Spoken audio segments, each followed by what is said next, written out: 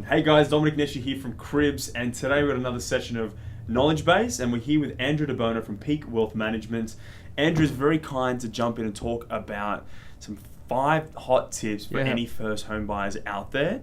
And I think that these are especially important to get into because to some people that might seem like it's common sense. But if you haven't purchased a property before, a lot of these things can really make the difference between you having a financial future or digging yourself a massive hole. So let's jump straight into it. Yeah, perfect. Well, first, thanks for having me here.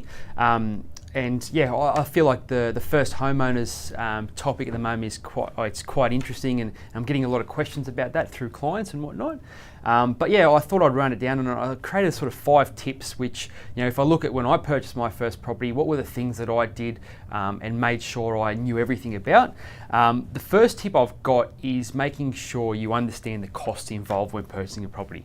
So many people come to me and they say, look, I've got 50 grand saved up, I want to go buy a property, the bank should allow me to borrow another $500,000. When you start looking at the costs involved when purchasing property, you got your lender's mortgage insurance. I'm sure brokers and whatnot would explain that to you. But your lender's mortgage insurance, you've got legal costs, and even potential stamp duty depending on your situation. You just got to understand that it's going to eat into your savings, and if the property doesn't value in, which is another topic or thing at the moment, how do you go about making sure you're actually going to be able to settle on that property? Yeah, 100% right. You want to know if there's any rates, taxes, what different professional service fees you have.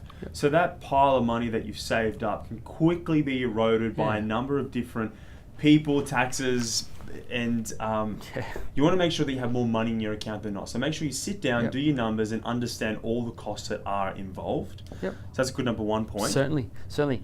Second one is don't overextend. Big one. Always stick to your budget, and if you've got a budget, for example, $700,000, $800,000, make sure you stick to that. I've seen it happen all too often, and overextending, it seems, if you put an extra $50,000 on a property, it doesn't seem like a whole heap, but when you start looking at your repayments and what your mortgage, repayments are going to be like, and if you chuck another couple of percentage points on that, there's going to be a big difference, and you've got to make sure that your cash flow can support an extra couple of percentage points on your interest rate and your repayments. And I think you're right there. I mean, if you're going to have that and it's $50,000 and moves up 2 percentage points or percentage point, and if it's your own home and not investment property, that's a lot of additional cash that's coming out of your pocket or your spouse's pocket.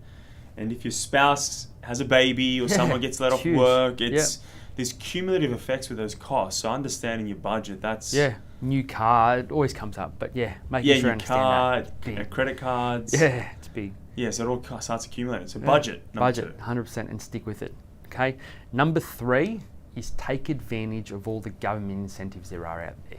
We talked about the First Home Super Saver last time. It's a great little incentive, saves you thousands of dollars. Also look at any new build stuff, and if you can stick it under $650, I know it's pretty hard in Sydney, but if you can keep it under $650, you're not paying any stamp duty. I think $650,000 is about $20,000 in stamp duty, so it's $20,000 savings. Pretty good. That's another massive point. I've talked to a number of clients that their temptation is to go and get a property that's a little bit outside their budget or outside of that stamp duty concessions, or buy a property that doesn't quite fit, or they're kind of set in their ways. So the temptation is there, but if you're going to get given free money, take it. It's not often the government 100%. Wants to give you money. 100%, exactly right. And even if you try to save the money, you'd be, what you're saving, if you tried to actually save that for some other investment, it'd take you years to save 20 grand, you know what I mean? Exactly. So point 3, free money, take free money, exactly. Point 4, consider all aspects of the property. Don't just go in there. I know a lot of people get caught up in the aesthetics of the property, what it looks like, what it feels like, the lighting and things like that. But consider all aspects of it. Things I'm referencing here are, for example, does the land have any flood issues or any flood effect? What's the shape of the land?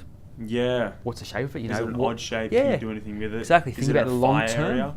Fire area, definitely. The width of the land, like the front, whether you can maybe later on down the track build a duplex or something like what's the value that could potentially arise from that property if you were to sell it later on down the track, and who your potential buyers could be. Even other things like what else is happening locally? What does the government have planned for future investments in infrastructure? So certainly you want to go and get a high quality piece of property and know that it's got great ventilation and aspect, but there's more to this picture Definitely. than just, what meets the eye. Definitely. And it's something that, we see people so often. I know a couple of people at the moment, they've bought a property and it's got a bit of flood affected land, and they've got issues now when they come in to sell. And the other side is I know people that have bought close to train stations and land's rezoned. And they've had a block that had a not wide front and it became a qualifying block for a duplex. Yeah, of course. Being sensible about it. Yeah, have a look at definitely. other things. Definitely. Have a really good think about it and don't just look at the look. Final tip number 5, when looking at a property, especially a existingly built property, always get a pest and building inspection. Massive. Time and time again, I see people, they don't get the building inspection, they move into the property, and before you know it, they've already got, they need to redo a bathroom because there's a water leak. Or they've bought a property and then they're looking at doing renovations. Next minute, it's actually built with asbestos. Yeah. All right, and there's just a whole heap of costs that arise when things like that happen. So just make sure you get a pest and building inspection and understand, that the building you're buying is built with good quality and it's stood to the test of time and will continue to do so for the next few years. But yeah, definitely get a pest and building inspection. Very important. That's huge. If you're in a strata block or if you're in, a house, the same rules apply. You want to make sure that you've got a professional to come in that's run their eye over the whole thing. They've looked at things that you haven't considered, and it just capture all those additional costs that may spring up later. Certainly. Mate, great 5 points there. Thank you very much. So if you have any more questions for Andrew, please feel free to leave them in the comments or send us a private message. Catch you all soon.